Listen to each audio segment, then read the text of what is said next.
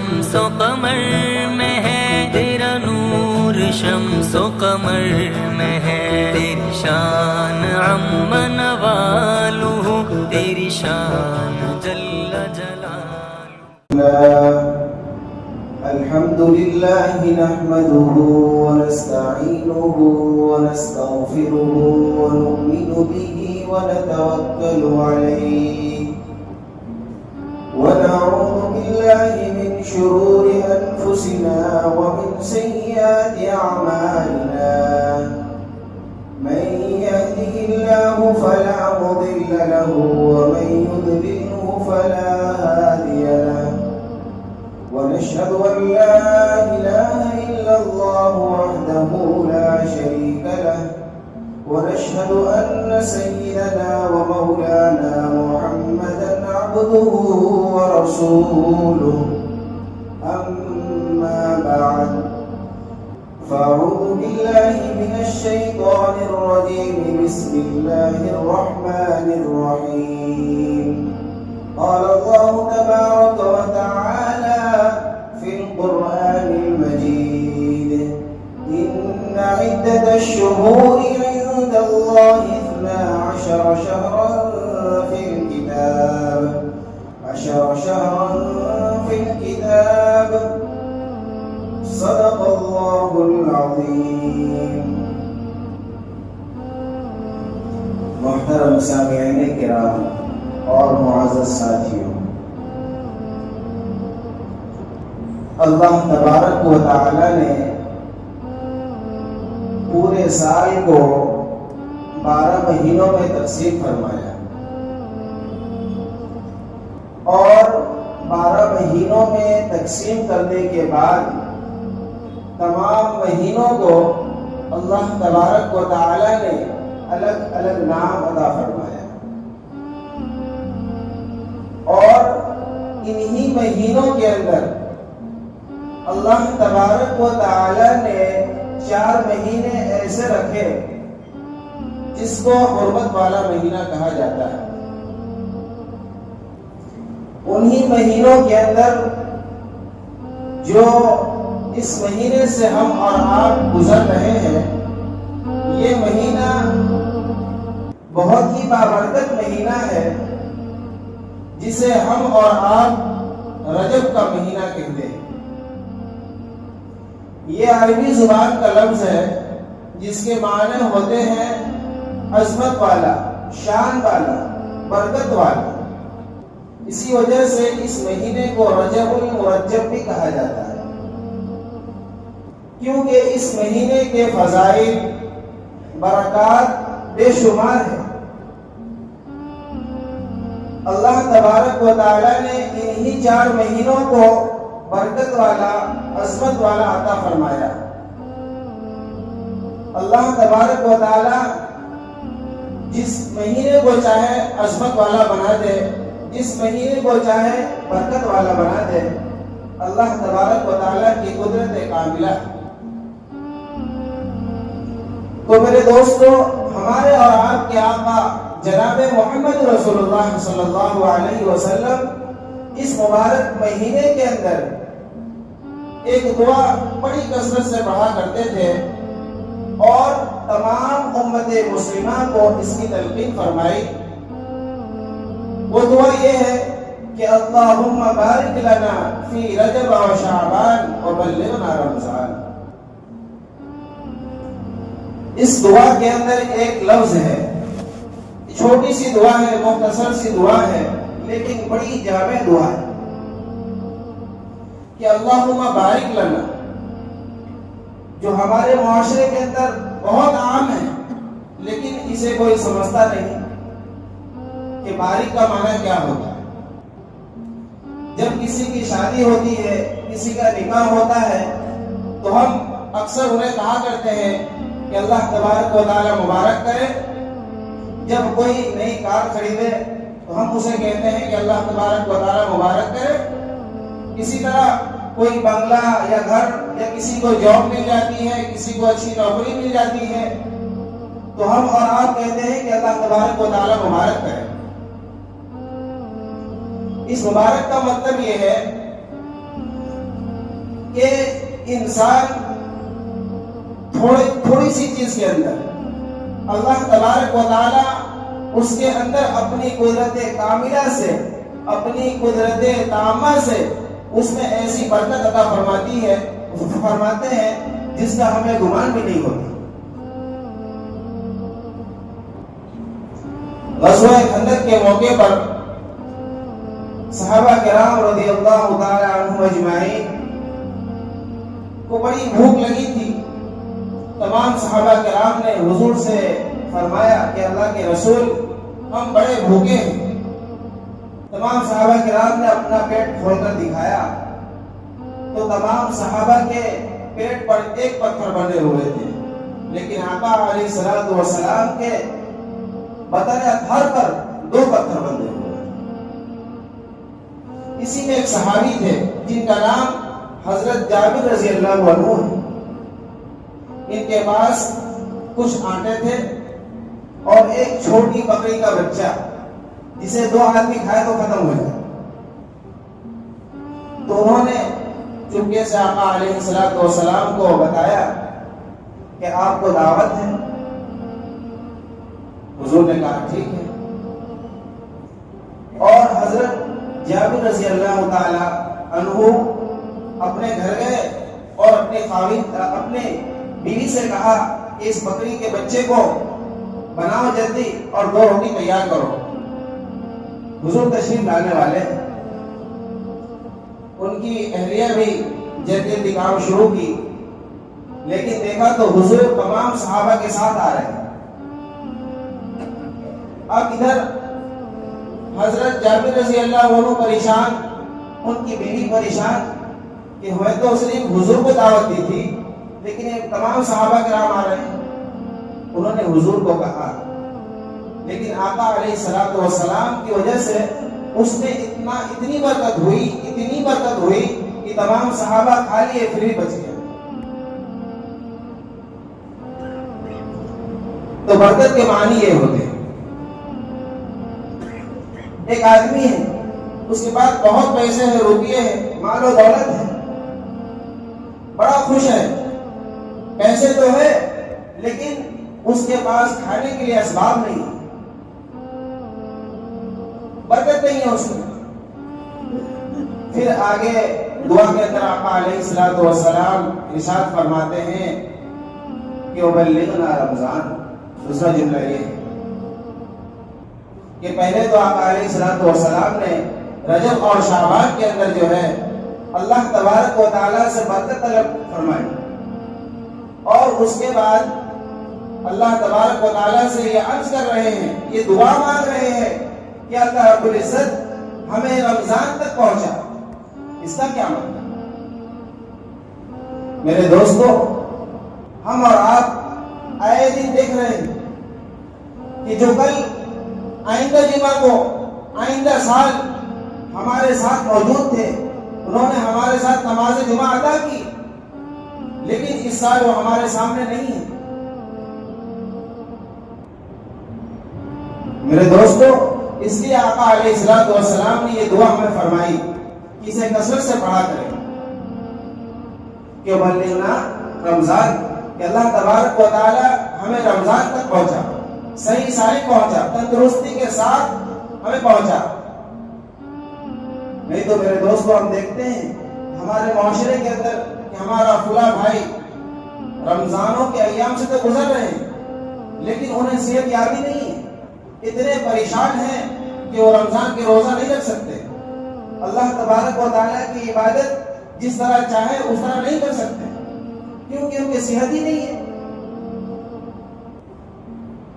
خلاصہ کلام یہ ہوا کہ یہ جو ہے رجب اور شعبان کا مہینہ، یہ رمضان مبارک کا مقدمہ ہے۔ اس مہینے کے اندر جو آدمی نیکی کرتا ہے، اللہ تبارک و تعالیٰ اسے اجر عطا فرماتے ہیں، 2 گنا عطا فرماتے ہیں۔ اس مہینے کے اندر روزے کی بھی فضیلت آئی ہے۔ اس مہینے کو ہمیں اس طرح گزارنا چاہیے کہ ہم اس مہینے کے اندر بالکل اس طرح تیار ہو جائے کہ جب رمضان المبارک کا مہینہ آئے تو ہمیں کوئی پریشانی لاحق نہ ہو۔ جیسے ہم کوئی پروگرام منعقد کرتے ہیں، کچھ مہمانوں کو دعوت دیتے ہیں، تو ہماری ذمہ داری یہ ہوتی ہے، ہم یہ سوچتے ہیں کہ ہم اپنا نظام اس طرح فٹ کریں کہ جو ہمارے آنے والے معززین ہیں، جو مہمان ہیں ہمارے، جنہیں ہم مدعو کر رہے ہیں، وہ آئے تو دیکھ کر خوش ہو جائے، انہیں کسی قسم کی پریشانی نہ ہو۔ تو میرے دوستو، اللہ تبارک و تعالیٰ نے ہمیں 2 مہینے پہلے ہی الرٹ بھیج رہے ہیں کہ آپ جو 2 مہینے کے بعد آنے والا مہینہ ہے، اس کے لیے آپ خود اس طرح تیار ہو جاؤ کہ جب آپ رمضان مبارک کے مہینے میں قدم رکھو تو آپ کو کوئی تکلیف نہ ہو۔ لیکن بہت افسوس کے ساتھ یہ کہنا پڑتا ہے کہ ایک طرف تو اللہ تبارک و تعالیٰ ہمیں اتنا مبارک مہینہ عطا کر رہے ہیں، لیکن دوسری طرف جو ہمارے نوجوان ہیں ان کا حال دیکھیے۔ 2 دن قبل کی بات ہے، 1 جنوری کی رات ہم نے کیسے گزاری؟ ذرا سوچیں آپ کہ ان راتوں کے اندر جو پورے سال کے اندر جتنی برائی اور خرافات نہیں ہوتے ہیں وہ اس رات کے اندر ہوتے ہیں۔ بدکاری، فحاشی، عیاشی، زناکاری، یہاں تک ہے کہ لڑکے اور لڑکیاں ایک کلب کے اندر جمع ہوتے ہیں جس کے اندر تمام آشائش کی چیزیں ہوتی ہیں اور وہ اس کے اندر غلط کاموں کے اندر مبتلا ہوتے ہیں، گانے چل رہے ہوتے ہیں، شراب نوشی ہوتی ہے، یہاں تک کہ 12 بجنے کا وقت آن پڑتا ہے۔ اس کے بعد وہ کیک کاٹنے کے اندر اور دیگر جو فحاشی ہے، بدکاری ہے، اس کے اندر مبتلا ہو جاتے ہیں۔ میرے دوستو، آپ یہ یاد رکھیں کہ اللہ تبارک و تعالی ہمیں جتنا معزز مہینہ عطا کر رہے ہیں، اس مہینے کے اندر ہم نیکی کریں گے تو اللہ تبارک و تعالی ہمیں اجر عظیم عطا فرمائیں گے۔ اسی طرح اگر ہم اس مہینے کی بے حرمتی کریں گے، اس مہینے کا ادب احترام نہیں کریں گے تو اللہ تبارک و تعالی ہمیں عذاب کی اوسری دیں گے۔ ایک بندہ اس مہینے کے اندر ثواب کا کام کرتا ہے تو اللہ تبارک و تعالی اسے 2 گنا اجر دیتے ہیں، لیکن اسی مہینے کے اندر غلط کام کرتا ہے تو اللہ تبارک و تعالی اسے گناہ بھی اسی طرح کا دیتے ہیں۔ ذرا سوچیں میرے بھائیوں، اللہ تبارک و تعالی ہمیں لگاتار 3 مہینے دے رہے ہیں تاکہ ہم اس مہینے کے اندر اپنے اوقات کو، اپنے کاروبار کو، تمام کو سیٹ کریں، اپنا نظام الاوقات بنائیں اور اللہ کی عبادت میں ہم لگ جائیں تاکہ جب ہم رمضان المبارک کے مہینے میں پہنچے تو ہمیں یکسوئی حاصل ہو جائے، کیونکہ ہمارا کام، ہماری تجارت، سب کچھ کا وقت بنا ہوا ہے۔ ایسا نہ ہو کہ ہم اپنی عبادت کے لیے بیٹھے، کہیں سے فون آ گیا۔ اس طرح کی چیزوں کو ہم سوچیں۔ بہت سے ایسے لوگ ہیں جو اللہ تبارک و تعالیٰ کی عبادت کرتے ہیں، انہیں چاہیے کہ وہ اور زیادہ بڑھائے۔ کچھ حضرات ایسے ہیں جو اللہ تبارک و تعالیٰ کی عبادت نہیں کرتے، انہیں چاہیے کہ اپنے آپ کو اس کا عادی بنائیں، اپنے آپ کو تیار کریں اور اللہ تبارک و تعالیٰ کو خوش کرنے کی کوشش کریں۔ لیکن ہمارا حال بہت عجیب ہے۔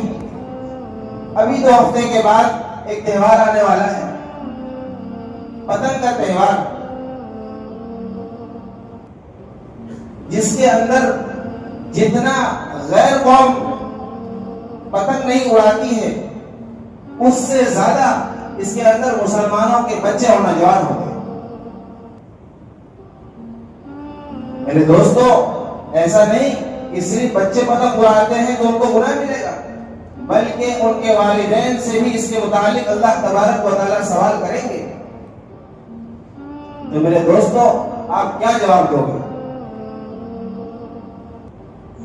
بڑے سوچنے کی بات ہے کہ ہم مسلمان ہیں، ہم اپنے آپ کو دعویٰ کرتے ہیں کہ ہم آقا علیہ الصلوۃ والسلام کے عاشق ہیں، ان کی امت ہے، بڑے زور و شور سے دعویٰ کرتے ہیں، لیکن جب عمل کی بات آتی ہے تو ہم کہاں چلے جاتے ہیں؟ میرے دوستو، اس دنیا کے اندر ہزاروں قومیں آباد ہیں، ہر قوم کا ایک کلچر ہے، ان کی تہذیب ہے، وہ اس میں پورے اترتے ہیں، لیکن مسلمانی ایک ایسی قوم ہے جو ہر کسی کے تہوار میں دیوانی ہو جاتی ہے۔ میرے دوستو، یہ سوچنے کی بات ہے، ہمارا تہوار تو صرف دو ہی ہے، عید الاضحیٰ اور عید الفطر، بالکل سادگی والا معاملہ، لیکن ہمارا حال بالکل عجب ہے۔ کن کن باتوں کو بیان کیا جائے؟ خلاصہ کلام، رجب کے اوپر بات ہو رہی تھی، تو جو رجب کا مہینہ ہے تو ہم رمضان کی تیاری میں شروع کر دیں، تو اس کی تیاری کا مطلب یہ نہیں ہے کہ ہم اپنے گھروں کے اندر اناج بھر لیں، جو کھانے پینے کی اشیاء ہے وہ سب بھر لیں۔ اس کا مطلب یہ ہے کہ ہم اپنے آپ کو عبادت کے لیے تیار کریں، اپنے نفس پر قابو پا جائیں۔ علماء نے لکھا ہے کہ یہ رجب کا جو مہینہ ہے یہ حل اور بیج اس کا مہینہ ہے، اور شعبان کا جو مہینہ ہے یہ سیرابی کا مہینہ ہے، یعنی جب بیج بویا تو پودے لگے، اب اس کو پانی کی ضرورت ہے، اس کا مہینہ ہے۔ اور جو مہینوں کا بادشاہ، مہینوں کا سردار رمضان مبارک ہے، یہ پھل وصول کرنے کا مہینہ ہے۔ تو میرے دوستو، آپ سوچو کہ جب یہ پروسیس نہیں ہوں گے تو پھل ہمیں کیسے ملے گا؟ پھل توڑنے کے لیے، کھیتی کاٹنے کے لیے اس کے جو پروسیس ہیں، جو اس کے معاملات ہیں، وہاں سے تو گزرنا ضروری ہے۔ ہم یہ سوچیں کہ ڈائریکٹ جب رمضان مبارک کا مہینہ آئے گا ہم تیار ہو جائیں گے، ایسا نہیں ہوتا، اپنے آپ کو تیار کرنا پڑے گا۔ شیخ زکریا رحمۃ اللہ علیہ جو فضائل اعمال کے اندر ایک حدیث کی تشریح کرتے ہیں کہ آدمی 3 قسم کے ہوتے ہیں۔ ایک آدمی وہ ہے جو کافی گنہگار ہوتا ہے، اللہ کا نافرمان ہوتا ہے، اور ایک آدمی وہ ہوتا ہے جو اتنا گنہگار، اتنا تو یہ نہیں ہوتا لیکن نارمل ہوتا ہے، کچھ غلطیاں، کچھ خطائیں اس طرح کی ہو جاتی ہیں۔ اور ایک آدمی وہ ہوتا ہے جو سراپا گناہوں کے اندر ہی ہوتا ہے، اور ایک آدمی وہ ہوتا ہے جو بخشا بخشایا ہوتا ہے، یعنی ان سے کوئی خطائیں نہیں ہوتی، اور خطائیں ہو بھی جاتی ہے تو اللہ تبارک و تعالیٰ سے توبہ کر کے معاف کروا لیتے ہیں۔ تو جو پہلے کیٹیگری کا آدمی ہے، جو بخشا بخشایا ہے، جو اپنی چھوٹی چھوٹی غلطیوں پر، چھوٹے چھوٹے گناہوں پر نظر رکھتا ہے اور اللہ تبارک و تعالیٰ کو منانے میں اپنا وقت صرف کرتا ہے، اللہ تبارک و تعالیٰ ایسے شخص کو رمضان کے پہلے ہی عشرے کے اندر مغفرت فرما دیتے ہیں۔ اور دوسرا شخص جو ہوتا ہے جن کی غلطیاں ہو جاتی ہیں، کبھی توبہ کر لیتے ہیں، کبھی نہیں کرتے ہیں، تو ایسا شخص جو شروع سے روزہ رکھتا ہے 1 عشرے کا، 2 عشرے کا، تو روزہ رکھتے رکھتے اللہ تبارک و تعالیٰ اس کے روزے کی برکت سے، اس کے روزے کی وجہ سے اس کے گناہوں کو معاف فرما دیتے ہیں، اور ایسے شخص کو بھی اللہ تبارک و تعالیٰ بخش دیتے ہیں۔ اور تیسرا شخص وہ ہوتا ہے جو سراپا نافرمانیوں کے اندر اپنی زندگی گزار رہا ہوتا ہے، جنہیں کسی چیز کی پرواہ نہیں ہوتی ہے، اللہ تبارک و تعالیٰ ایسے شخص کو بھی تیسرے عشرے کے اندر، جو اللہ تبارک و تعالیٰ کے جوش کا عشرہ کہا گیا ہے، اس کو بخش دیتے ہیں۔ اللہ تبارک و تعالیٰ کی ذات کو بہانا ڈھونڈتی ہے۔ اللہ تبارک و تعالیٰ کا نظام دیکھیے کہ اللہ تبارک و تعالیٰ نے پورے سال کو 12 مہینے میں تقسیم فرمایا، اور فرمانے کے بعد اللہ تبارک و تعالیٰ نے ہر مہینے کے الگ الگ فضائل بیان کیے، تاکہ میرا بندہ کسی بھی فضائل کے اندر آ جائے اور میرے سے معافی مانگ لے، میں اسے بخش دوں گا۔ اس کے اندر بھی 4 مہینے ایسے حرمت والے عظیم و شان مہینے میں عطا کیے کہ کم از کم ان مہینوں کے اندر نہیں، اب تو تیری آنکھ کھلے گی، اس مہینے کے اندر بھی آ جا۔ اگر ان مہینے کے اندر بھی نہیں آتا تو اللہ تبارک و تعالیٰ انہیں مہینوں کا سردار عطا کرتے ہیں، رمضان المبارک کا مہینہ، کہ کم از کم ان مہینوں میں بھی تجھے خیال نہیں آیا تو اب تو آ جا،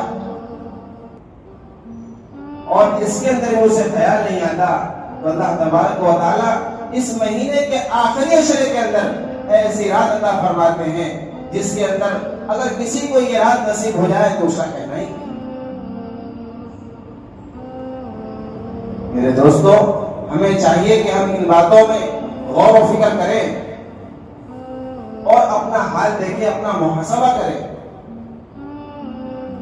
آج دنیا کی جتنی بھی کمپنیاں چلتی ہیں، سب اپنا اپنا حساب کرتے ہیں، ان کا محاسبہ کرتے ہیں کہ 2025 کے اندر ہمارا کتنا منافع ہوا، کتنے پروڈکٹ بنے، کتنے گئے، کتنے کے اندر لاس ہوا، کتنا نقصان ہوا۔